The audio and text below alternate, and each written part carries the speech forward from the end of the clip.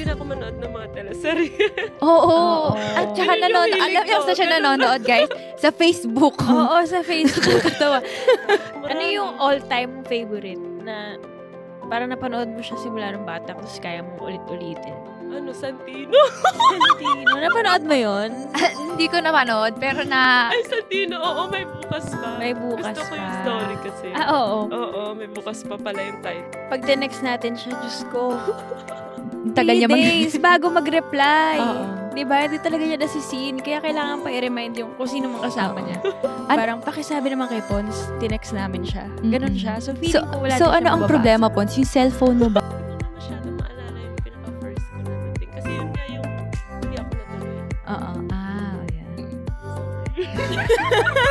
Sige, careful. Ayun, bukod sa panonood ng teleserye, ang favorite pastime niya ay mag-burp. Diba? Kahit Minsan nga nangyayari sa game din, nahiya ako kasi naririnig na kalaban. Baka siguro natatakot habang ka. naghihintay mag-block. Mag-burp. Oo.